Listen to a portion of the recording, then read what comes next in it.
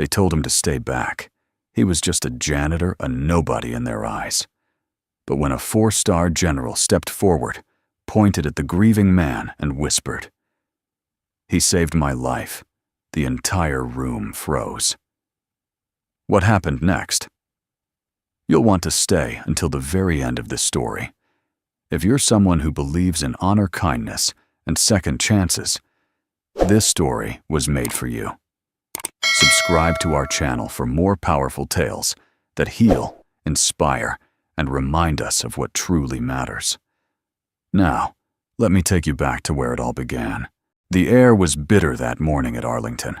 A thin veil of fog rolled over the hills, wrapping itself around rows upon rows of white headstones, like a solemn curtain that refused to lift. The silence was broken only by the low whistle of the wind and the soft crunch of boots on gravel. Military police lined the entrance, standing in crisp uniforms, unmoved, statuesque. At the far end of the path, just outside the iron gate, stood a man. His jacket was worn, an old Army-issue field coat, faded olive green with the patches long removed. His hands, calloused and rough, held a modest bouquet of plastic flowers. A small envelope folded twice and yellowed with time peeked from his breast pocket. He wore no medals, no ribbons, no sign of rank, just a weary expression, a graying beard, and eyes that had clearly seen both war and mercy. His name was Jack Miller, and no one inside knew who he was. He had arrived an hour before the ceremony, not to be seen, but to honor a promise. Jack took a tentative step forward, approaching the uniformed guards flanking the main gate. One of them, a young corporal with a hard jaw and fresh-pressed blues, raised a hand palm out. "Sir, I'm going to need to see your invitation." Jack paused. His boot stopped just short of the brass line embedded into the sidewalk. His voice, soft but firm, carried the weight of years. "I'm here to pay my respects. That's all." "I understand, sir," the corporal replied. "But this is a military funeral with restricted access. Family and invited guests only." Jack nodded, almost as if he expected this. He reached into the inside pocket of his coat and gently pulled out the envelope. "This was meant for him," he said. "I wrote it a long time ago." The corporal didn't move. "I'm sorry, but I can't let you in without proper clearance." Jack lowered his gaze. The wind picked up, rustling the bouquet in his hand. Not fresh flowers, not grand, just simple plastic carnations in red, white, and blue. The kind you find at a dollar store. The kind a man with little means but deep love would carry. Behind the gate, movement stirred. Black SUVs with tinted windows arrived one by one. Men in suits, women in veils. Honor guards assembled with pristine rifles and folded flags. The funeral of General William Hart, a decorated war hero, was about to begin. And Jack Miller, his oldest friend, and the man who once saved his life, was not invited. From the sidelines, an officer with silver hair and a limp stepped forward. General Thomas Blake. Though long retired, he carried an aura that silenced rooms and straightened spines. He caught sight of Jack from a distance and froze. Then, with no hesitation, the general moved through the formation. His cane clicked with every step, but his stride was purposeful. Guards turned their heads, watching as he approached the gate and pushed past the two soldiers standing watch. He didn't speak to the corporal. He went straight to Jack. The two men looked at each other for a long moment. No handshake, no salute, just silence. Then Jack offered a slight nod. "I wasn't sure I should come," Jack said. General Blake's voice was gravel, full of time and dust. "You're exactly who needs to be here." Jack glanced at the guards, uneasy. They wouldn't. Blake turned to the corporal. "Open the gate." "Sir, that's an order, son." The younger man stiffened. "Yes, sir." As the gate creaked open, General Blake placed a hand on Jack's shoulder and raised his voice for the gathering crowd to hear. "This man," he said loud and clear, "carried General Hart 2 miles through enemy fire after a roadside ambush in Fallujah. When Hart was bleeding out, Jack kept him alive. When I was pinned down, Jack covered my retreat. We were the ones with medals. He was the one with Hart. A murmur swept through the attendees. General Blake looked back at Jack, his eyes softer now. You saved both our lives that day. Don't ever wait outside a gate like this again. Jack said nothing, but the tightness in his throat betrayed him. He swallowed hard and stepped across the brass line. For the first time that day, the guards stood at attention, not for the generals, not for the politicians, but for a man in a frayed jacket who came to keep a promise. The walk up the hill was slow. Jack moved with the grace of someone who didn't want to take up space, yet every step seemed to pull the eyes of the mourners.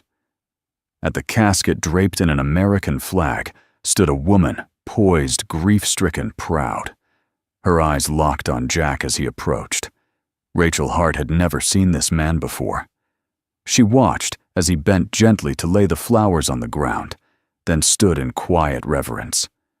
The silence between them was thick, uncomfortable, and unfamiliar. "I'm sorry," she said softly, unsure why. "Did you serve with my father?"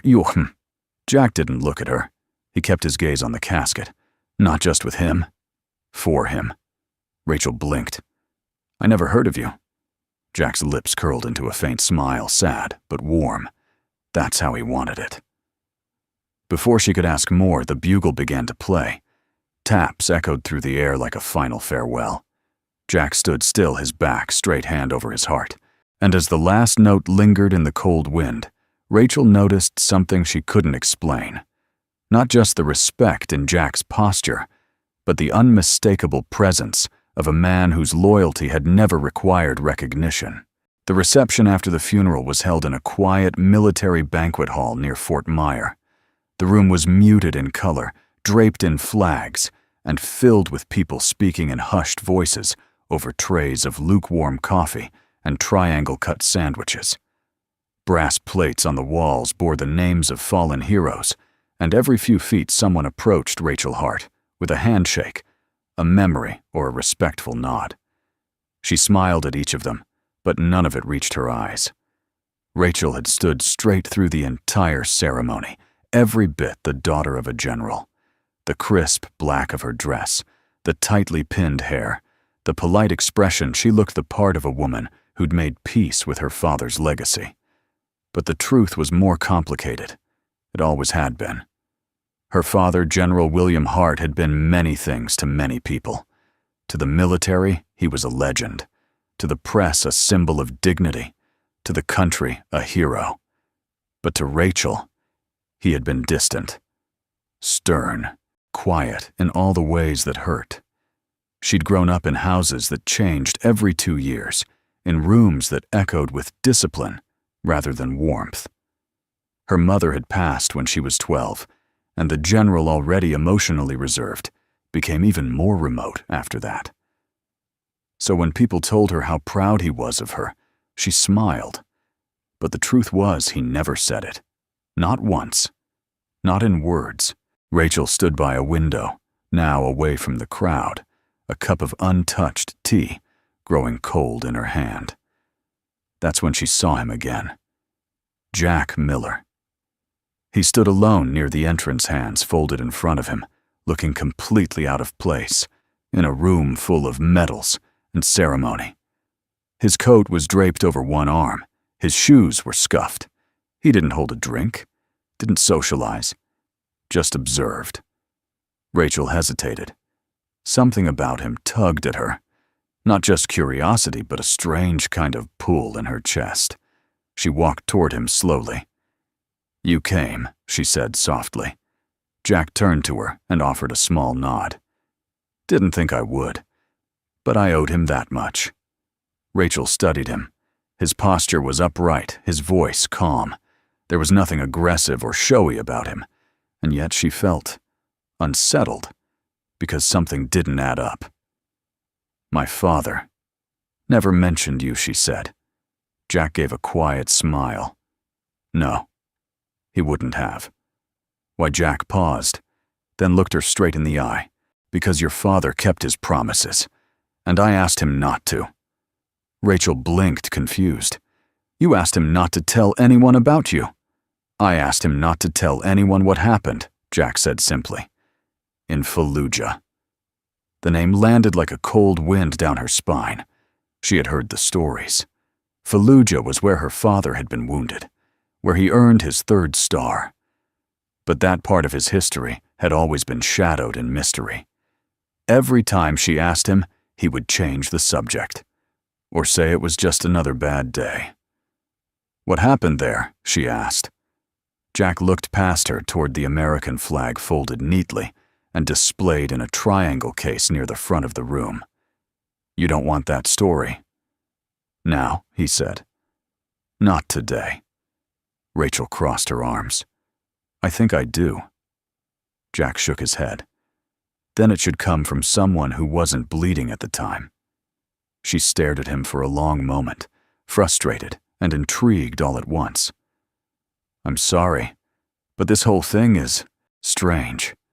You show up at the gate. You're not on any list. You carry dollar store flowers, and then General Blake of all people salutes you like you're royalty. I don't know who you are. I don't even know what you were to my father." Jack finally turned to face her fully.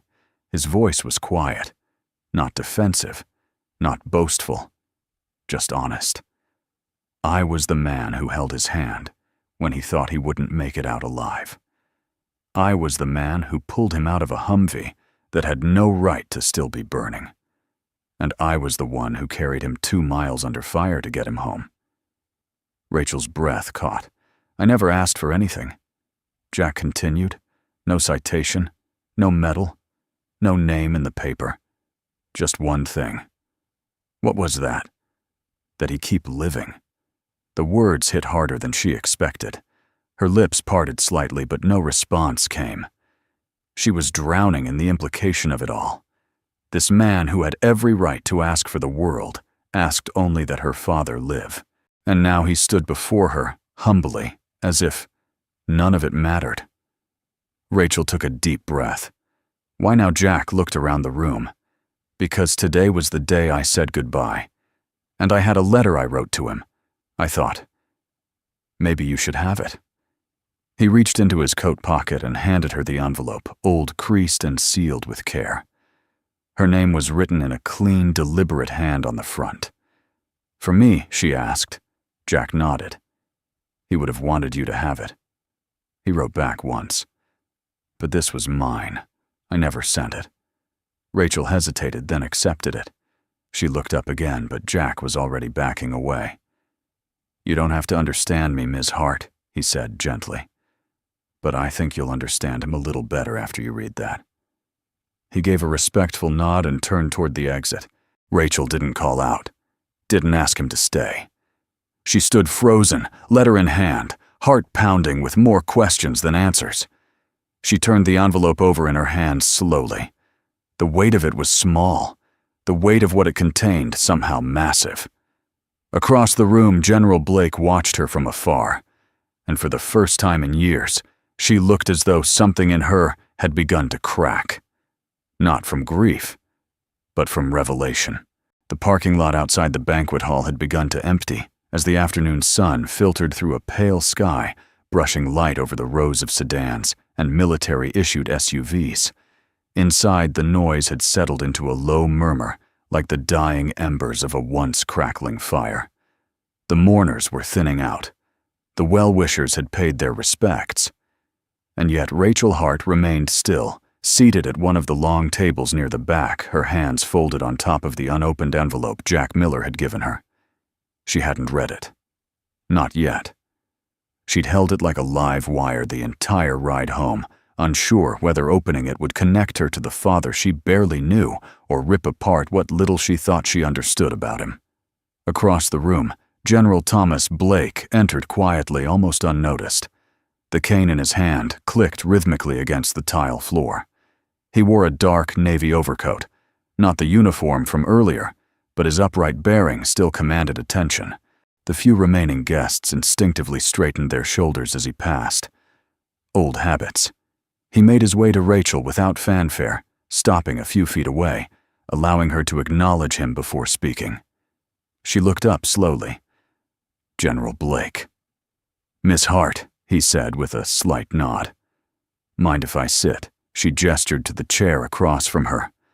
Of course. The general lowered himself carefully into the seat, resting his cane against the table. For a moment, neither spoke. There was a quiet between them that didn't feel strained, but heavy, like two people standing on opposite sides of a story, unsure where the bridge began. Finally, he nodded toward the envelope. "He gave it to you," Rachel nodded, "just before he left." Blake exhaled softly, the kind of breath that came from years of knowing too much and saying too little. "Your father once told me," he began, "that if he ever died without telling you about Jack Miller, then he'd failed you." Rachel's heart skipped. "I didn't realize," she said carefully, "that there was anything to tell." Blake smiled faintly. Most people didn't. He leaned back, eyes distant now. "Fallujah, 2006. You were 10 years old, 11. We were assigned to a joint recovery mission. Your father and I were riding in the lead Humvee.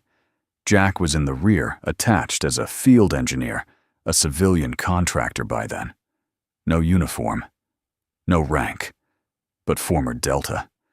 The kind of man who made the shadows look over their shoulders." Rachel didn't respond. She listened. An IED took out the second vehicle in our convoy.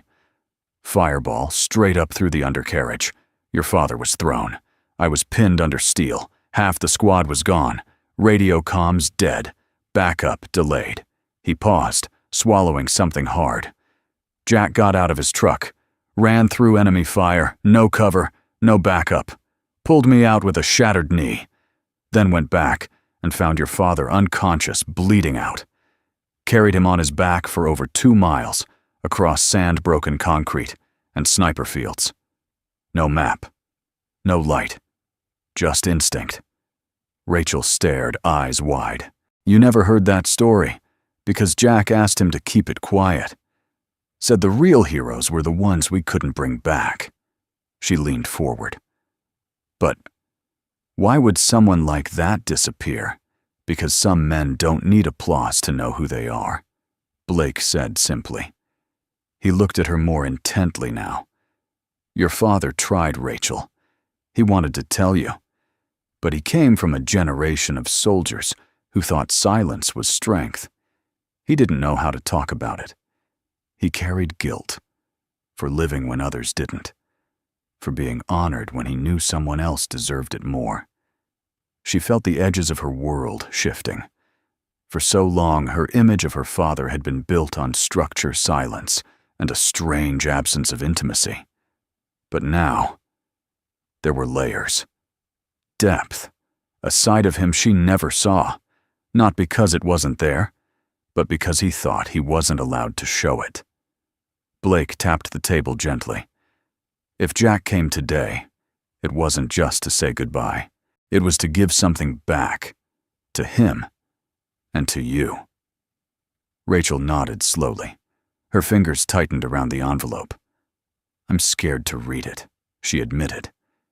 "Then wait until you're not." He stood with effort and picked up his cane. "I'm heading back to Quantico tomorrow," he said.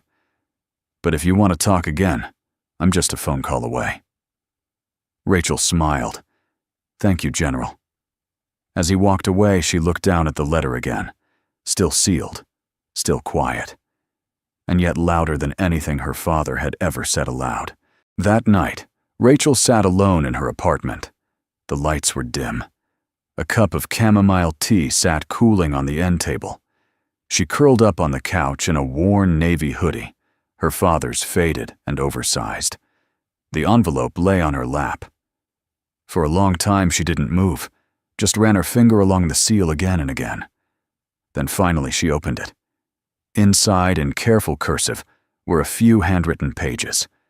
And at the top, it began simply, "Dear Will," in case I never got to say it out loud. Here it is on paper. It wasn't a letter of bitterness or regret. It wasn't angry or accusatory. Was Jack speaking like a brother, like a man who had watched death circle them both and decided to spend the rest of his life walking gently on the earth. You lived the way I couldn't.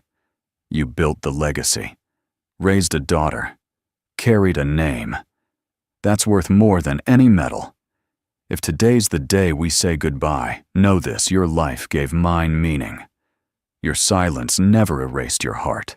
I saw it every time you looked back for me. Tell Rachel I'm sorry I never introduced myself properly, but maybe now she'll know. She was loved more than she realized.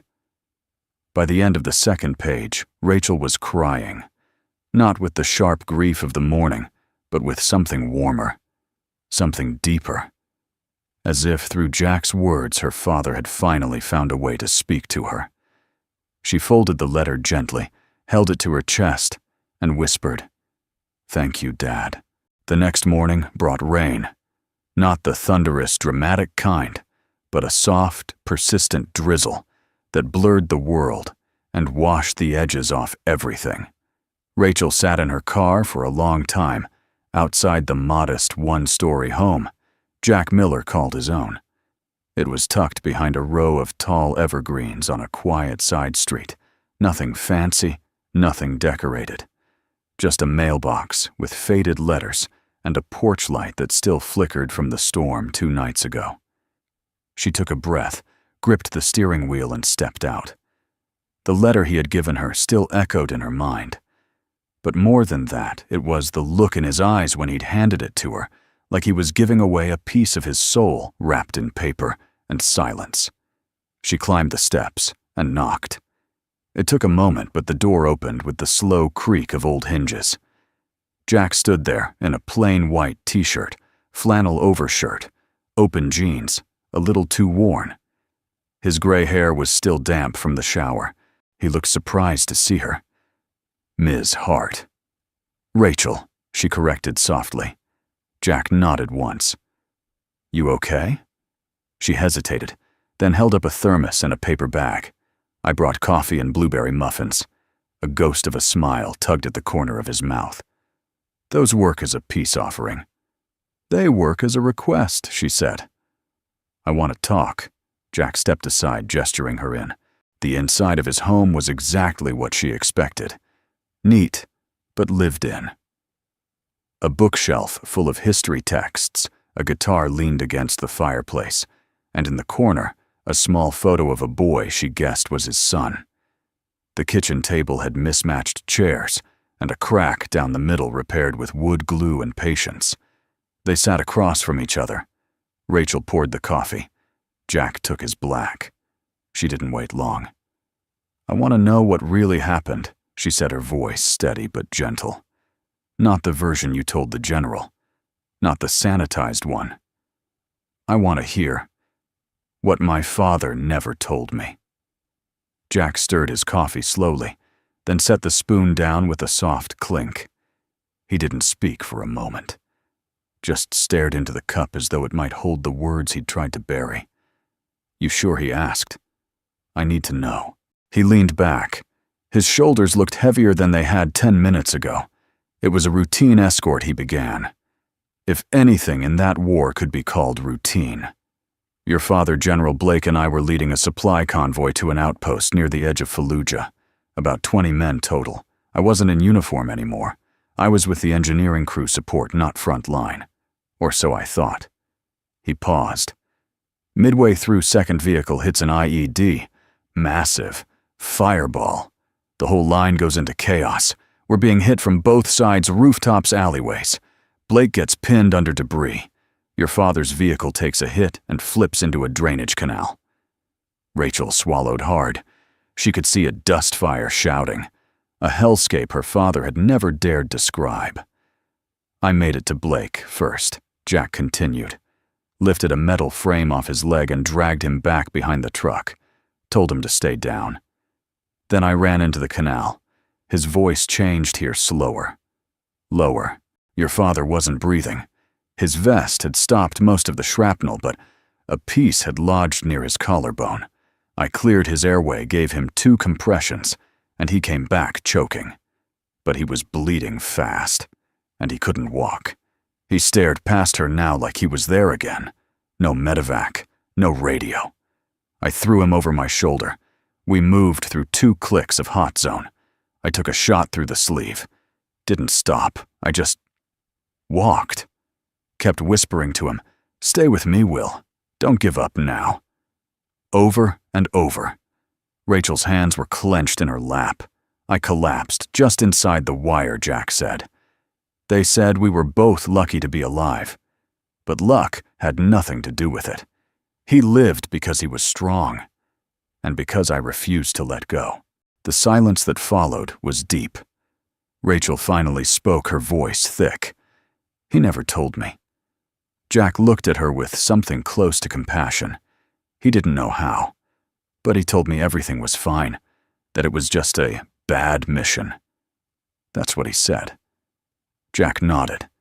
He was trying to protect you, not from the truth, but from the weight of it. He wanted you to see him as steady, unshakable, not as the man who almost didn't make it back. She leaned forward, tears stinging her eyes. I spent years thinking he was distant because he didn't care. I thought maybe I disappointed him, that he saw me as weak. Jack shook his head, slow and sure. He loved you fiercely, but he didn't know how to show it in words. That's why he wrote that letter to me. He thought maybe one day I'd be able to say what he couldn't. Rachel wiped her cheek quickly and tried to smile through it. "You just did," she whispered. Jack took a long breath and leaned back, looking away. "I tried to forget that day," he said quietly. "Tried to forget a lot of days like that. But some things, they live in your bones, in your silence." She nodded, understanding now. Not just what her father went through, but what Jack still carried. "You shouldn't carry it alone anymore," she said. For the first time since she arrived, Jack looked surprised. Rachel reached across the table and gently placed her hand on his weathered and scarred, but steady. He didn't move it away. She met his eyes. "Maybe we both have pieces of him the other didn't get to know," she said. "Maybe. We put them together." Jack swallowed hard. No words came, but the moment didn't need them. The rain had passed by early afternoon, leaving behind the smell of wet earth and pine. The sky was still overcast, but brighter now, as if trying to apologize for the storm. Jack stood on the small wooden porch of his house, a mug of black coffee in one hand, the other tucked into the pocket of his flannel shirt. He watched Rachel pull into the gravel driveway again. There was no surprise on his face this time, just a quiet understanding. Some visits weren't scheduled, but still arrived on time. Rachel stepped out, holding a folder close to her chest. "Hope you don't mind me coming by," she said, as she reached the steps. Jack shook his head. "You're always welcome here." That simple sentence without hesitation caught her off guard more than she expected. She gave a soft smile and followed him inside. The kitchen was warm with the smell of coffee, faint wood polish, and something like cinnamon lingering in the air. Jack poured her a fresh cup before she asked. This time, she took it black, just like him. They sat again at the same table, as if it had always been theirs. "I brought something," Rachel said, placing the folder between them. Jack raised an eyebrow, but said nothing. She opened it slowly, revealing a photo album, old with worn leather corners and yellowed pages. Inside were photographs she had taken from her father's storage boxes the night before, things she had never really looked at. Until now. "This one," she said, pointing to a faded picture of 3 soldiers crouched beside a Humvee. "That's you, isn't it?" Jack leaned in. He squinted. A small smile formed. "Yeah. That was taken a week before Fallujah." Rachel traced her finger along the edge of the image. "He kept these, all these years, in a box labeled private. I never even knew it existed." Jack exhaled softly. He was proud. He just didn't know how to show it in daylight. She nodded. I'm starting to see that. They turned a few more pages, Rachel asking questions, Jack answering them gently. Some photos made them both smile. Others brought silence. The kind that didn't feel empty, just full. After a while, Rachel glanced around the house. Her eyes landed on the old guitar by the fireplace, a pile of books stacked on the armrest of a worn recliner, and a small collection of military memorabilia in a glass cabinet. Nothing ostentatious. Just a folded flag, a bronze star, and a photo of a young boy with Jack's eyes. "That's your son?" she asked softly. Jack looked toward the picture. "Lucas. He's 22 now. Just finished trade school. Lives up north with his mom." Rachel smiled. "He looks like you." "Poor kid." Jack chuckled, but there was a flicker of something behind his smile, something Rachel couldn't quite place. "You don't see him much." Jack shook his head quiet. "His mom and I split when he was little. After the war, I wasn't exactly easy to live with. I wanted to protect him from my worst self. So I stepped back. Thought it was the right thing. Still not sure." Rachel's voice was tender. "Do you talk on birthdays? Holidays? He's a good man. He doesn't owe me anything, but he still calls." The way Jack said it with equal parts pride and ache made Rachel's chest tighten. She set her coffee down and leaned forward. "You said yesterday that you asked my father for only one thing, that he keep living." Why, Jack looked up at her slowly. The silence hung for a moment before he answered. "Because I knew I wouldn't." Rachel's brow furrowed. "But you did." He gave a small, almost broken laugh. "Not all of me." He stood, walked over to the fireplace, and picked up a small wooden box. He brought it back to the table and opened it gently. Inside were a few dog tags, a child's crayon drawing, and a folded napkin with handwriting. Jack held up the drawing. It was simple. A stick figure man in a green jacket holding hands with a smaller figure in blue. Above them, the word Daddy was written in uneven red letters. "Lucas drew this after I missed his kindergarten graduation," he said. "I was stuck in a VA hospital back then. Didn't even have the strength to hold a phone." Rachel's eyes filled with quiet emotion. Jack continued, "I kept it, not because I was proud, but because I needed to remember what I still had to fight for." He turned the napkin around. The words written on it were faint but legible. "You have more left in you than you think. Stop hiding." Rachel reached out and touched the edge of the napkin with reverence. "Your father came to see me once a few years after the war," Jack said.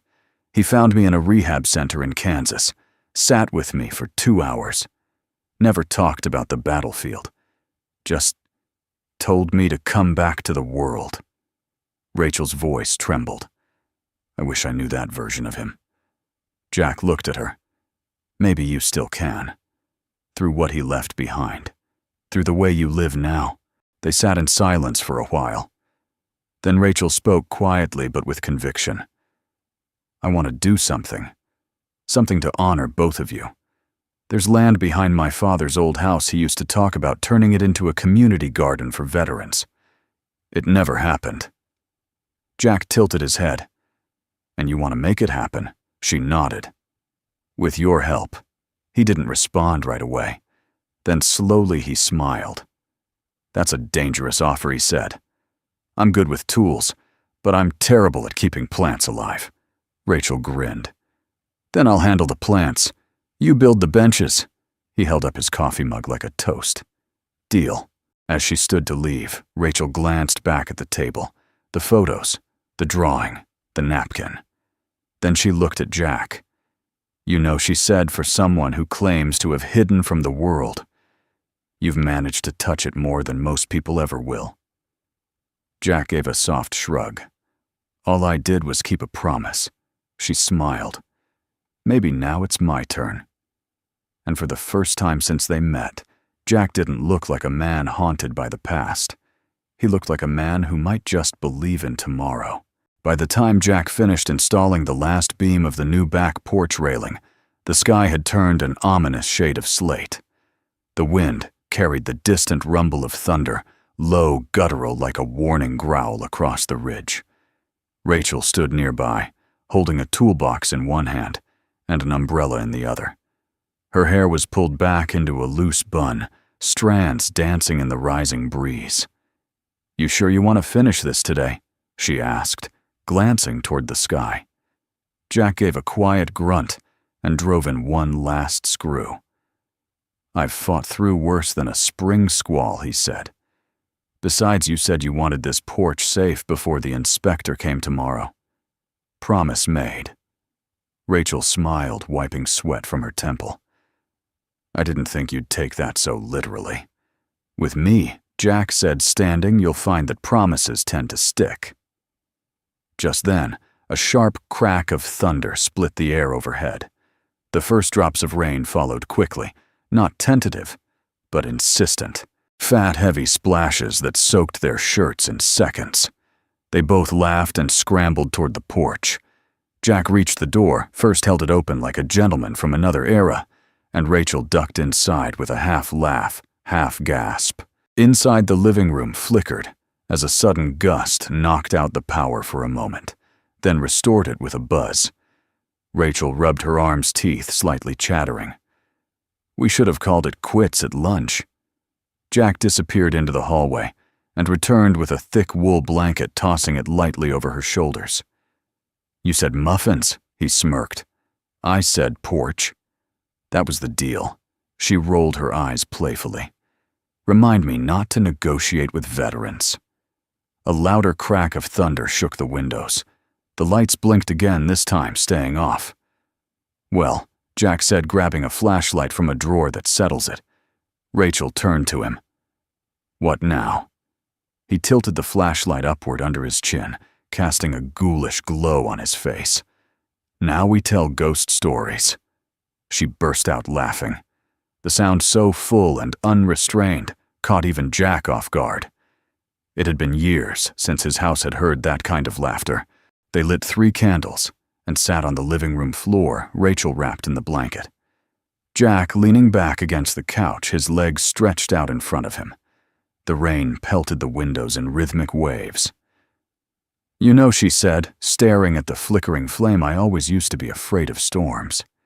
Jack glanced at her. "Why?" Rachel shrugged. "As a kid, I thought they meant something bad was coming. When my mom passed, it was during a thunderstorm.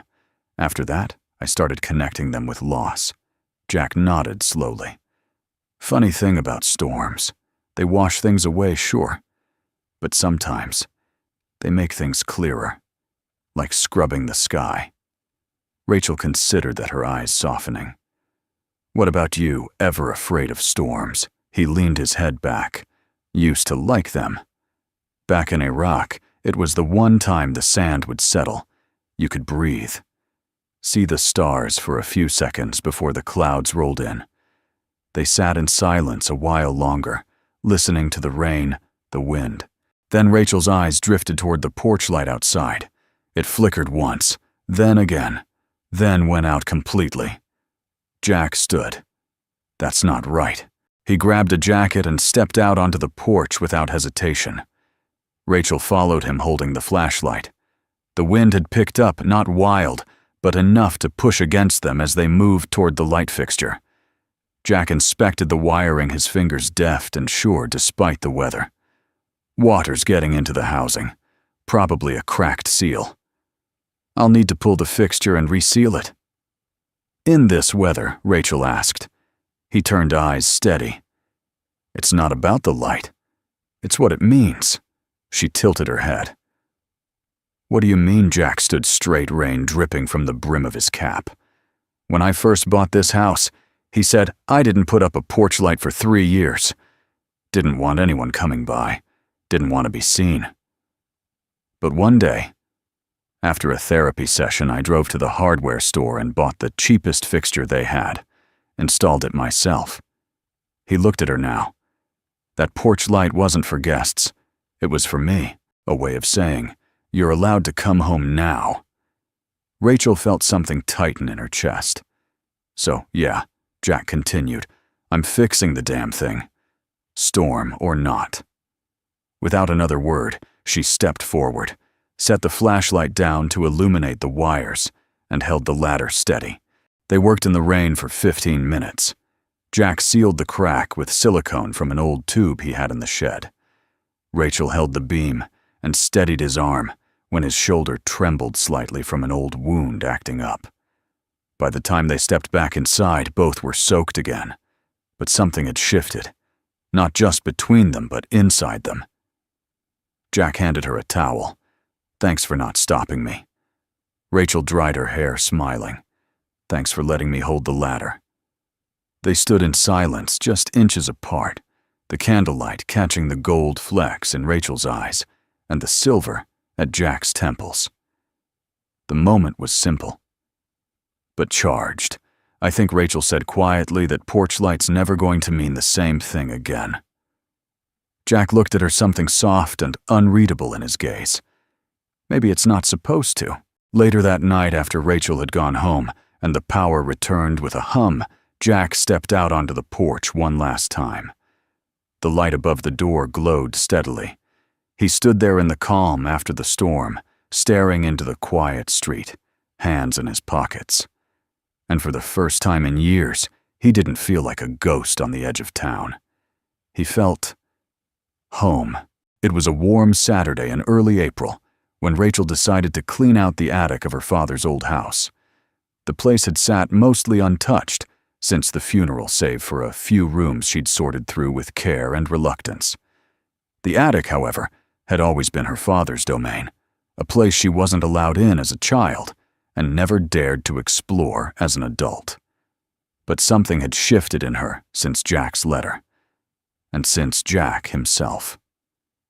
Now, for the first time, she wanted to see what he had left behind. The attic stairs creaked like they hadn't been used in years. Dust swirled in the slivers of sunlight pouring through the lone window at the far end. Boxes were stacked neatly, some labeled with years, others simply marked personal. She pulled one open. Inside, old service uniforms, ribbons, faded photographs, and a small leather-bound journal. Rachel's breath caught. She sat down cross-legged and opened it.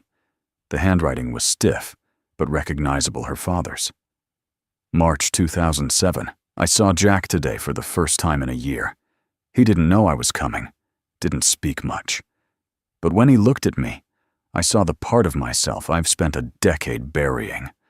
I owe him more than I can ever say, and I owe Rachel the truth. Someday. Her hand trembled. She flipped the page, but before she could read more, the faintest scent of smoke drifted past her nose. At first, she dismissed it as musty wood, but seconds later, it grew sharper. Acrid. Electrical.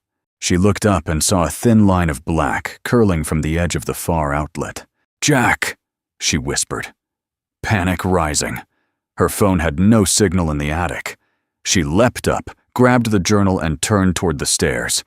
But just as she reached the first step, a flash of heat erupted behind her. The old insulation along one beam caught flames licking across aged wood, like they'd been waiting for decades to come alive. Rachel screamed. Help!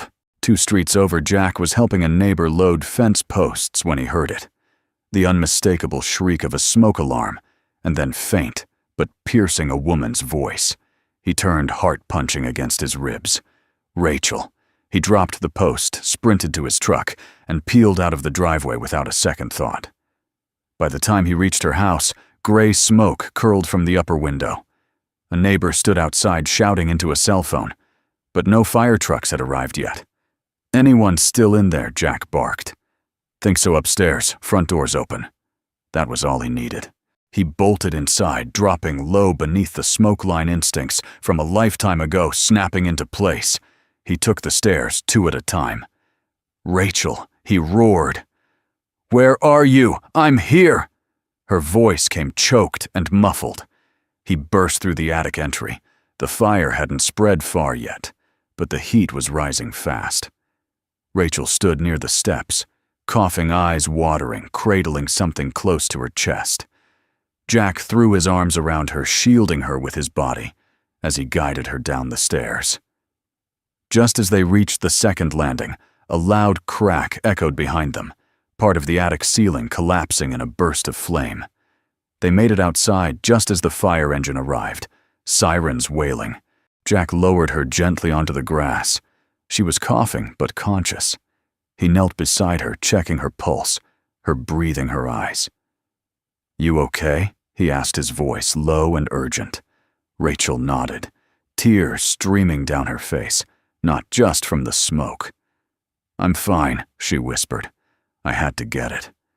She held up the object she'd protected even through the fire, the journal. Jack stared at it, then at her. "You risked your life for that." "No," she said, her voice breaking. "I risked it for the truth." The paramedics checked her vitals, but Rachel insisted on staying outside with Jack. They sat side by side on the tailgate of his truck, watching the fire crew extinguish the remaining flames. The damage was minor, they said. Likely a faulty outlet. Lucky someone had been nearby. Rachel looked at him. "You came," she said softly. Jack's reply was almost too quiet to hear. "I always will." The words weren't romantic, not exactly. But in them was something deeper, something steadier than love, loyalty forged in silence, tested by time. Rachel leaned her head against his shoulder. "I wasn't scared of the fire," she admitted. "I was scared I wouldn't make it out before I understood him." Jack turned toward her, surprised. "The journal." She nodded. "He was going to tell me, all of it. About you, about the war, about why he became so closed off." Jack didn't answer. He didn't need to, because in that moment, everything had changed. Later, as the fire trucks pulled away and dusk settled over the neighborhood, Rachel and Jack sat together under the porch light he had repaired days ago. It glowed warmly above them. "I think Rachel said my father wanted you to finish what he started." Jack looked at her. "What do you mean he tried to build a bridge back to me? You're already standing on the other side." A long silence passed between them. Then Jack reached over, took her hand, and held it gently. "No," he said. "We build it together. One beam at a time." 2 days after the fire, Rachel sat on the floor of her father's study, surrounded by memories that no longer felt like strangers. The firefighters had said the attic blaze was contained just in time, but smoke had drifted downward, curling into corners of the old house. A faint smell of charred insulation still lingered in the air, like the ghost of something that had tried and failed to consume the past. Rachel had returned with a purpose. She placed the rescued journal gently on the desk, then turned her attention to the oak filing cabinet tucked in the corner, the one her father had always kept locked. She'd found the small brass key taped behind a framed portrait in the hallway. It felt like an invitation. Inside the top drawer held only a few items: tax return service forms, medical records. But the second drawer changed everything. Neatly stacked and bundled in faded blue ribbons were dozens of envelopes, all addressed in her father's unmistakable hand. Some bore dates from over 2 decades ago. Others were newer. The return address was always the same, Fort Bragg. Rachel stared at the pile for a long time. Then she picked the top one and opened it. "Dear Rachel, I know you may never read this. I'm writing because words are easier when no one's around to hear them. And maybe if I do this enough, I'll get better at saying them out loud. You were 5 today. You cried when the candles wouldn't blow out on the first try. I wanted to laugh, but I didn't. Your mother always told me to be softer with you. I never knew how. I wish I had. God, I wish I had. There's so much about me you don't know things. I've done things I've seen. And one man I owe everything to. His name is Jack. Someday I hope you meet him. He'll never talk about what he did. That's how you'll know it was real." Rachel's throat tightened. She folded the letter slowly, reverently, and opened another. And another. Each one was a small window into a version of her father she'd never known. The man who stayed up late worrying whether he'd said the right thing. The man who watched her sleep from the hallway and wished he knew how to apologize. The man who wrote about Jack Miller, not as a footnote, but as a compass. Later that evening, Rachel called Jack. She didn't ask if he was busy. She didn't even say hello. She just said, "I found them." Jack's voice was quiet on the other end. Letters. She nodded even though he couldn't see her. To me, he wrote them for years, never sent a single one. What do they say? Rachel looked around the study lit only by a small desk lamp and the golden hue of twilight. They say he tried, and that he never forgot what you did. He talked about you like you were part of his soul. There was silence. Then Jack asked gently, "Are you okay?" Rachel let out a shaky breath. "No. But for the first time, I think I'm healing." The next morning, Jack arrived at the house carrying a thermos of fresh coffee and 2 cinnamon rolls wrapped in parchment paper. Rachel was already waiting at the door, her hair in a loose braid. Sleeves rolled up, a smile softening her face. "Hope you brought extra caffeine," she said. "We've got a lot of ghosts to meet today." They sat together in the study, shoulder to shoulder, reading through the letters like 2 archaeologists, uncovering not just a man's past, but his attempts to reach across time, grief, and silence.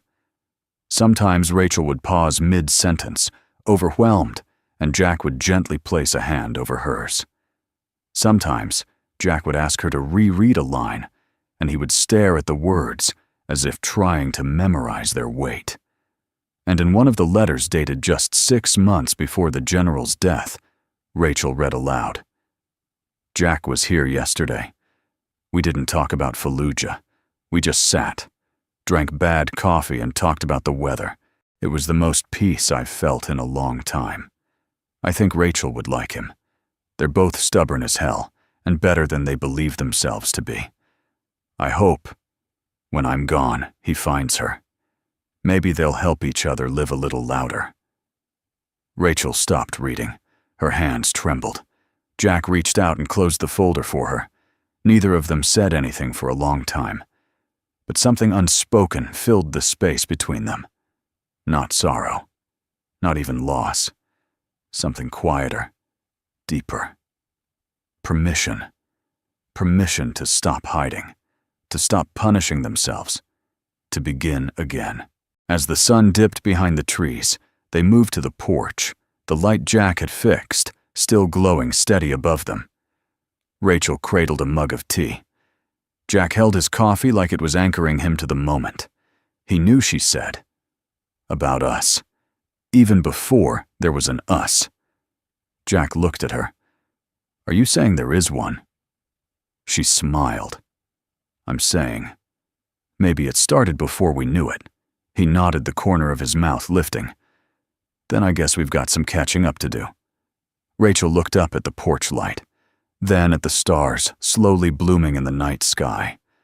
For the first time in a long time, she whispered, "I feel like someone left the light on. Just for me." Jack looked at her, and for the first time since they met, he reached for her hand, not with caution, but with clarity. As if answering a promise neither of them knew had been made, but both were ready to keep. The day was unusually quiet. A stillness hung in the air, the kind that felt intentional, as if the world had pressed pause out of respect. Rachel pulled into Jack's driveway just before noon, carrying a box wrapped in linen and tied with twine. She had parked at the bottom of the gravel path and walked the rest of the way on foot. Something about this moment felt sacred, and she didn't want the rumble of an engine to disturb it. Jack opened the door before she knocked. He had sensed she was coming. "Morning," he said, with a softness in his voice. "Hope you don't mind me dropping in unannounced." He shook his head, stepping aside. "I'd be worried if you didn't." Rachel entered slowly, holding the box like it was made of glass. Jack noticed it immediately. "What's that?" She didn't answer at first. She set the package down gently on the coffee table, untied the twine, and lifted the lid. Inside was a folded quilt, hand-stitched, faded in places, but clearly preserved with care. Beneath it was a triangular wooden box containing a perfectly folded American flag. Jack stared at both items in stunned silence. Rachel knelt beside the coffee table, resting her hands on the edge of the box.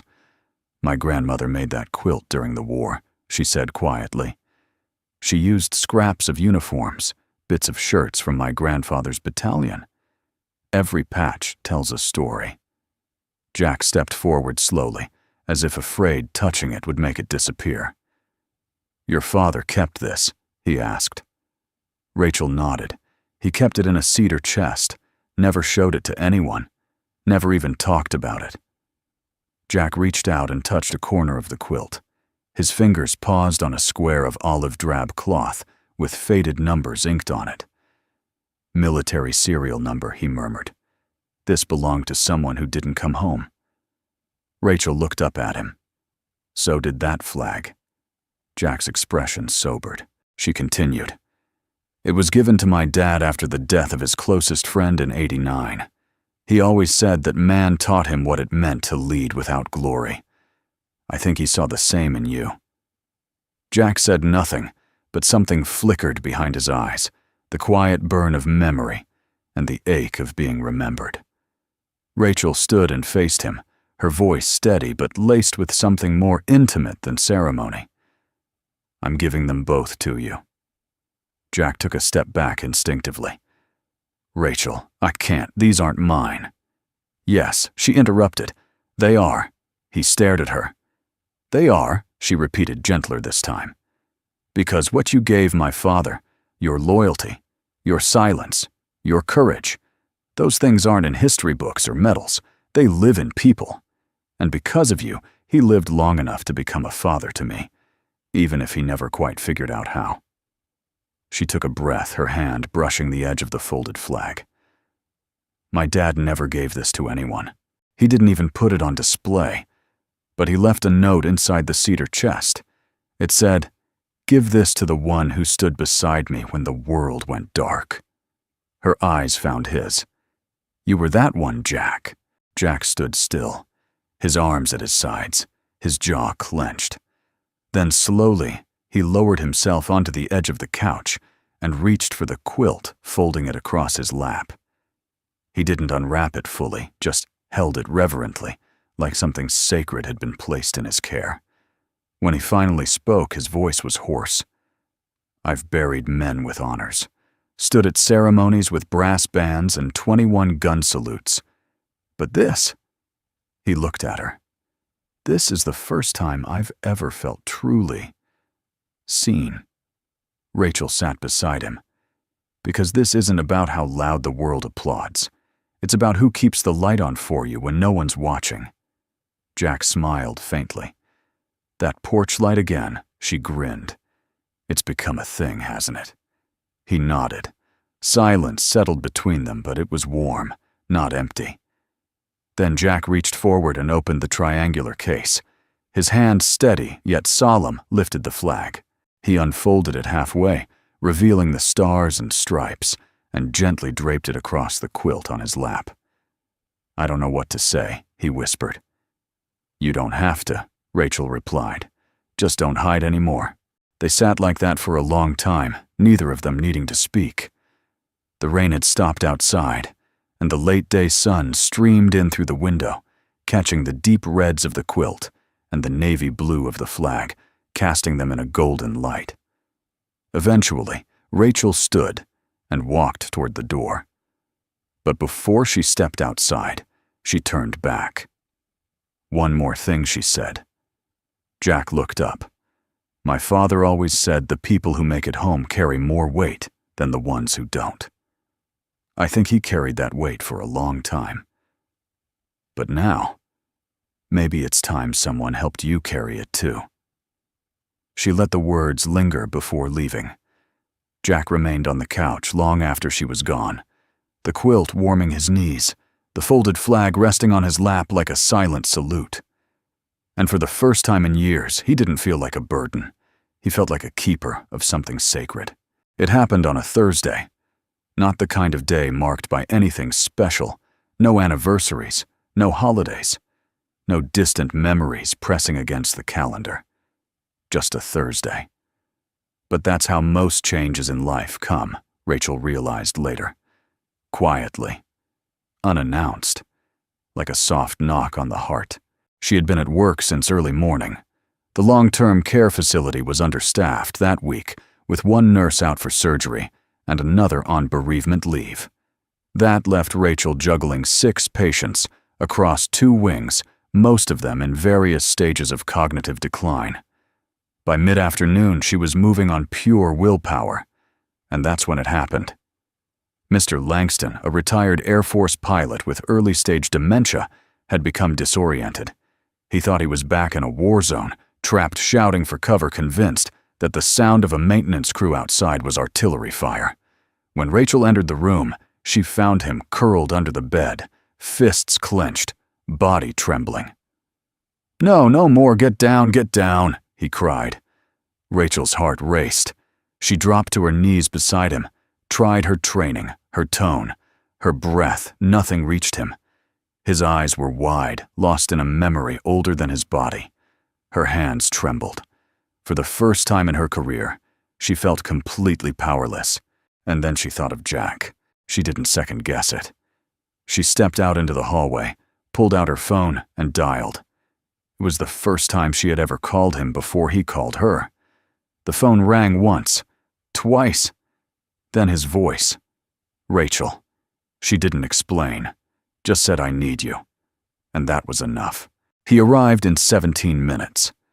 The front desk nurse looked confused as he walked in wearing his flannel shirt and boots. Rachel met him at the door and led him straight to Mr. Langston's room. No questions asked.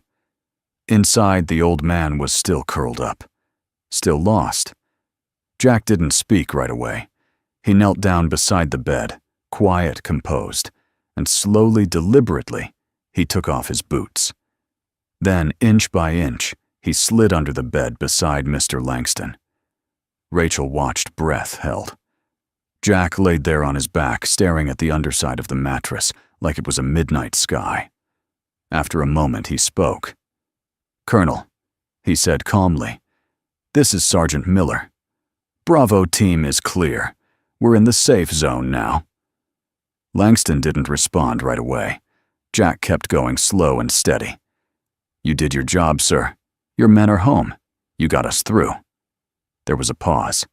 Then the older man blinked. "Safe," he whispered. Jack nodded. "Yes, sir. Safe." Rachel saw it the shift, the storm retreating behind Mr. Langston's eyes. The old man's fists unclenched, his body relaxed, his breathing slowed. And then softly he said, "You're a good soldier." Jack didn't respond. He just lay there, steady, quiet, as if his silence was more healing than any words could be. Later, when the room was calm and Mr. Langston was asleep in his bed, Rachel and Jack sat together in the break room sharing a vending machine coffee that neither of them particularly liked. She looked at him, still trying to process what she'd just seen. "How did you know what to say?" she asked. Jack took a sip, then shrugged lightly. "I didn't. I just remembered what I would have needed to hear." Rachel's throat tightened. "You were the only person I could think to call," she said quietly. Jack didn't smile. He didn't nod. He just looked at her in that quiet, grounded way of his and said, "Thank you." That simple reply surprised her. For what? For choosing me. Rachel felt something shift inside her, like a door opening she hadn't realized had been locked. "I think," she said, "I've been choosing you for a while now." That evening, Jack walked her to her car. The sky had darkened, the horizon painted in soft oranges and pinks. A light breeze stirred the leaves, and in the stillness of the parking lot, their footsteps echoed like a slow rhythm. When they reached her car, she paused before opening the door. "I'm not used to needing anyone," she said, voice just above a whisper. Jack leaned against the car beside her. "That makes two of us." She turned toward him. "But it felt right," she admitted. "Calling you." He looked at her, not just with affection, but with something older, like understanding, or maybe forgiveness. "You don't have to do this alone anymore, Rachel." There was a long pause. Then she stepped forward and rested her head gently against his chest. Jack froze for a half-second, then let out a breath and wrapped his arms around her with a kind of strength that didn't crush, only held. They stayed like that in silence beneath the twilight sky. No promises, no declarations, just presence. Back at Jack's house hours later, the porch light clicked on. Not because someone flipped the switch, but because he had finally installed a motion sensor that day, a small act of preparation, as if he'd known somehow, as if he'd been waiting for someone to come home. And that night, as Rachel lay in bed, her phone on the nightstand still open to his name, she smiled to herself. It was the first time in years she hadn't gone to sleep feeling alone. Rachel woke earlier than usual that morning, not from an alarm, but from habit. Since the fire and the letters and the late-night porch talks with Jack, her life had taken on a rhythm that felt both familiar and new. Jack would drop by the house at 7:30 sharp every Tuesday and Thursday, with coffee and his usual sarcasm. They'd spend the early hours discussing designs for the community garden she was reviving behind her father's old property, blueprints spread across the kitchen table, jokes nestled between planning notes and scribbled ideas. But that morning, 7:30 came and went. No knock, no gravel crunching under boots, no rustle of his flannel jacket as he stepped through the door. By 7:45, Rachel tried not to worry. She chalked it up to traffic. Maybe he overslept. By 8 she had convinced herself he'd text soon. By 8:15, she wasn't so sure anymore. Jack was never late, not even once. She tried calling. No answer. Voicemail. Not even his usual gruff greeting, just the default recording. Rachel stared at her phone thumb hovering over the call button again, then lowered it slowly. Something wasn't right. Without changing out of her hoodie and jeans, she grabbed her keys and rushed out the door. The road to Jack's cabin was unusually quiet. When she pulled into his driveway, the truck was there, parked neatly in its usual spot. The porch light was still off, though it should have triggered with her arrival. The curtains were drawn. She knocked. Nothing. Knocked again, louder this time. Still nothing. "Jack," she called through the door.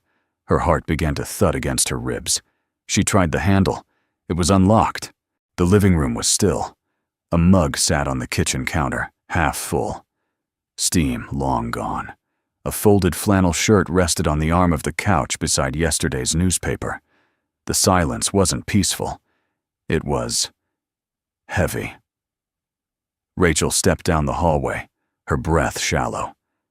"Jack," she called again, softer now, more afraid of the quiet than the answer. She found him in the bedroom, asleep. At first, that's what she thought. But as she stepped closer, she saw the truth. He was lying on his side, eyes closed tight, his face pale, a sheen of sweat clinging to his forehead. One arm dangled off the bed. Rachel rushed to his side. "Jack. Hey, Jack." He stirred slightly, groaned. She touched his forehead. It was burning. She placed 2 fingers on his wrist, pulse faint but steady. "Come on," she whispered, gently shaking him. His eyes fluttered open, unfocused at first, then landed on her. "Rachel." His voice was dry, barely audible. "What happened?" He tried to sit up, winced, and collapsed back down. "Fever," he muttered. "Didn't think it was that bad." Rachel pressed the back of her hand to his cheek again. "You should have called." He gave a weak smile. "Didn't want to worry you." She shook her head, blinking back tears of frustration. You worried me more by disappearing. Jack exhaled slowly, the kind of breath that comes when pride is losing its battle with reality. I'm sorry. Rachel stood. You don't have to be, but you're not riding this out alone. She moved with purpose, filling a bowl with cool water, grabbing the towel from the bathroom, setting a glass of water by his bed. She found his medicine cabinet, retrieved a thermometer, took his temperature. 102.6. Nothing life-threatening, but serious enough to make her heart clench. When she returned to the bedroom, Jack was watching her from the pillow. You're good at this, he whispered. She wrung out the towel, sat beside him, and gently pressed it to his forehead. I'm a nurse, remember? He chuckled, but it quickly turned into a cough. Rachel's tone softened. Next time you call me. First sign okay? He closed his eyes. It's been a long time since someone said that to me. Well, she said, brushing a damp curl of hair from his brow, get used to it. She stayed with him the entire day. Read to him from one of his old novels. Changed the towel every hour. Texted her clinic to take the day off. Made him soup from the ingredients in his pantry, which to her horror included 3 cans of expired beans and instant noodles from a decade ago. By late afternoon, the fever had broken. Jack stirred more easily, his eyes clearer, his breathing less shallow. They sat in the soft hush of his living room, the sunlight dimming through the windows. You didn't have to do all this, he said, voice rasping but stable. Rachel sat beside him on the couch, her arm resting along the back cushion. I know, she replied, but I wanted to. Jack turned his head slowly toward her. Why? Rachel met his eyes without hesitation. Because I'm done waiting for people to earn kindness. Sometimes you just give it because it's right. He smiled faintly, and something in him softened like a wall, quietly folding inward. You remind me of your father, he murmured. Rachel's smile was bittersweet. Maybe. But I'm starting to think I remind myself of you too. That night, when she tucked a blanket over him on the couch and turned to leave, he caught her wrist gently. Stay, he said. Rachel paused. He didn't say it with expectation or fear. Just truth. Just stay. She pulled a chair beside the couch, kicked off her shoes, and sat down. She placed her hand over his again, warm, now strong again. Always, she whispered. And as the stars blinked awake outside the window, neither of them spoke another word. But everything between them had already been said. Spring arrived like a slow exhale. The frost had melted from the edges of the grass. Buds appeared on the trees, hesitant at first, then all at once. And the field behind Rachel's childhood home, a once-forgotten patch of earth, choked by overgrowth and rusted fences, was beginning to wake. Jack stood in the center of it. Now, boots sunk slightly into the soil, surveying the space with a folded blueprint in one hand and a pencil tucked behind his ear. This is bigger than I thought, he said. Rachel grinned. You say that every time you see it, because it keeps being true. She walked toward him, her flannel tied around her waist, sleeves rolled to her elbows. Dirt smudged the knees of her jeans. There was a shovel mark across her cheekbone, which neither of them commented on. She was radiant, not because she was clean, but because she was alive, in a way Jack hadn't seen since the funeral. Don't forget, she said this was my dad's dream first. Jack nodded. And you're the one making it real. They were standing on the last piece of land William Hart ever claimed with purpose. Rachel had found the old plans in a box labeled Someday. Drawings, notes, even cost estimates for a veterans' community garden, not just a place to grow food, but a place to grow healing. It was never built. Life, war, and silence had gotten in the way. But now Rachel and Jack were building it together. Jack had installed the raised beds himself, measuring, cutting, sanding until the wood fit perfectly. Rachel had called in volunteers, sourced soil and tools, painted signs by hand. Together they cleared debris, restored the old fencing, and mapped out a plan that somehow felt like part memorial, part resurrection. In the center of it all was a wide bench made from reclaimed cedar, engraved simply, for those who carried the weight and kept going. It had been Jack's idea. Rachel hadn't asked what he meant by it. She didn't need to. On the first warm Saturday of the season, they opened the gates for the first time. No grand ribbon cutting, no cameras, just people. Veterans, widows, children, neighbors. They came with gloves, seed packets, picnic baskets. Some came to help. Others just came to sit. An elderly Marine with a prosthetic leg planted carrots alongside a 6-year-old girl who'd never met her grandfather. A woman whose brother never came home from Vietnam tended a bed of yellow tulips with tears in her eyes.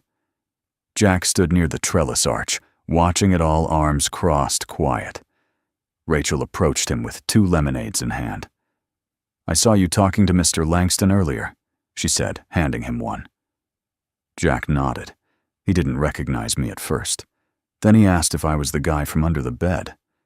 Rachel laughed, warm and full.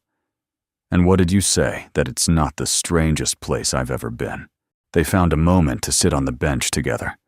A soft breeze moved through the rows of green, and the laughter of children in the distance filled the air. Sunlight filtered through the branches like little promises. Rachel looked around. "It's beautiful," she said. Jack didn't answer right away. Then he spoke, voice low. "You know, for a long time I thought my story ended in that field in Fallujah."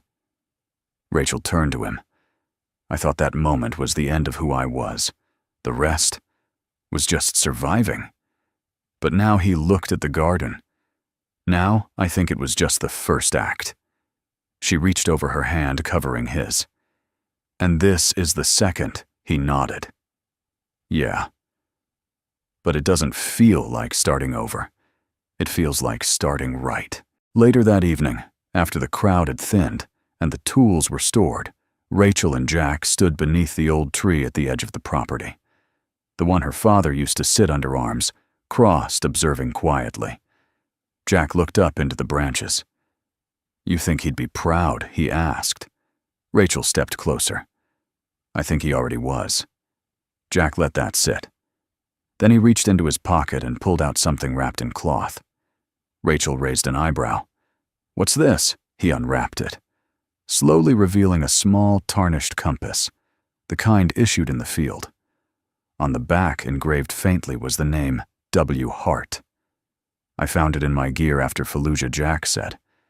"Never knew how it ended up with me. Must have come loose in the Humvee. I kept it all these years, carried it through some dark places." He looked at her, but it never pointed north. Rachel took it in her hand gently. Maybe it wasn't meant to. She looked up at him, eyes steady. "Maybe it was meant to point you back here." Jack smiled, eyes damp but clear. "To you," she added softly.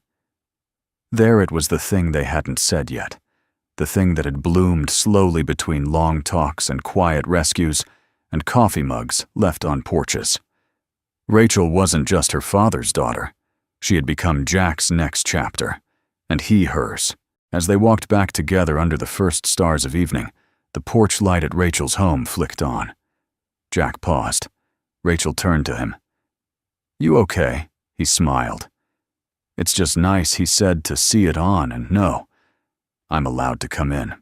It was Memorial Day. The sun rose with an unusual stillness, the kind of quiet that felt sacred, not empty, but full. The town square, normally bustling with lawnmowers and morning joggers, stood hushed as rows of American flags fluttered in the breeze like silent prayers. Jack Miller adjusted his collar in the mirror. He still wasn't used to wearing a clean dress shirt. It felt too stiff, too ceremonial. But Rachel had pressed it for him the night before. Just once, she had said, smiling, "Let the world see the man you've become." He took a slow breath, ran a hand over his beard, and glanced down at the old compass, now hanging on a chain around his neck. The engraved W heart caught the light. "Let's go," he whispered almost to himself. The community garden had been transformed. Dozens of folding chairs lined the path. A simple podium stood near the raised beds. Bunting in red, white, and blue framed the trellis entrance. Children passed out water bottles. Volunteers tied yellow ribbons to saplings planted in memory of fallen soldiers. And above it all, a new wooden sign now crowned the entrance: the Hart and Miller Garden of Honor, healing through roots, memory, and community. Jack arrived just before the ceremony began. He hadn't expected much. Maybe a few veterans, some neighbors, Rachel. But what he saw stopped him in his tracks. The crowd wasn't a dozen. It was over 100. Elderly couples, veterans in faded uniforms, school children holding hand-drawn signs, families with picnic baskets. The mayor, the town council, even the fire chief and police captain stood present, hat-off hands folded. Jack stood frozen for a moment at the edge of the garden. Rachel walked up quietly beside him. She looked beautiful, not glamorous, but grounded, luminous in her own quiet power. "They're not here for the garden," she said. Jack raised an eyebrow. "No," she shook her head. "They're here for the man who brought it to life." He laughed, half bitter, half humbled. "I just dug holes." Rachel stepped in front of him, took his hands. "No," she said gently. "You opened them." The ceremony began with a moment of silence. Then a young girl from the local school read a poem. A Marine veteran played taps on a trumpet that had once belonged to his grandfather. Finally, the mayor stepped up to the podium. Today, she began, "We honor the fallen, but we also honor the living, those who came home and still chose to serve. People like William Hart and Jack Miller." She turned to Jack, motioned for him to come forward. He hesitated. Every instinct from years in the shadows screamed, "Don't. Stay small. Stay quiet." But something stronger, Rachel's gaze. The garden blooming behind him, the compass over his heart pulled him forward. He stepped up to the microphone, cleared his throat. "I wasn't prepared to speak," he began, voice hoarse. The crowd waited. "I never saw myself as someone worth honoring. I didn't have medals or speeches. I just survived. For a long time, I thought surviving was enough." He looked out at the faces before him, but I was wrong, because surviving isn't living. Living is when you use your pain to make something grow. Living is when you take your scars and let the light in through the cracks. This garden isn't mine.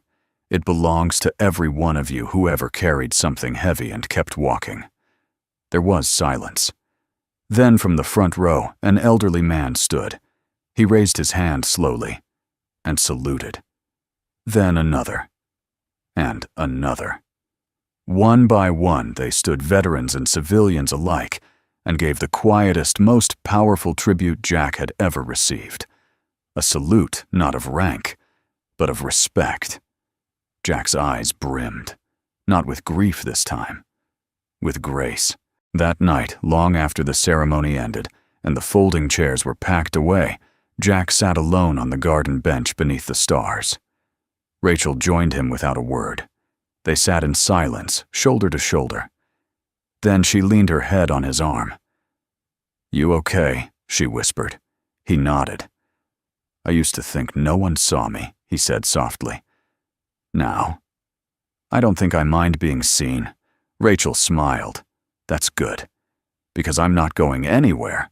He looked at her, the lines around his eyes deepened by firelight and memory.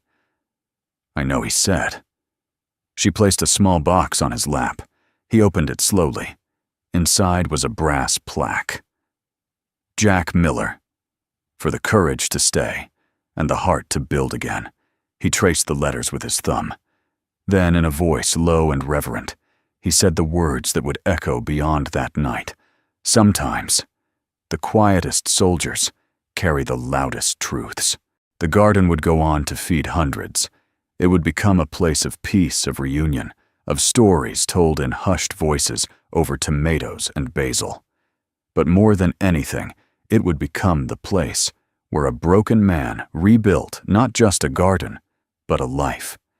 And the world, at long last, finally saluted. Not for what he did in the shadows, but for the light he chose to grow. Before you go, we'd love to know where are you watching from. Drop your city, state, or country in the comments. It always warms our hearts to see how far these stories reach.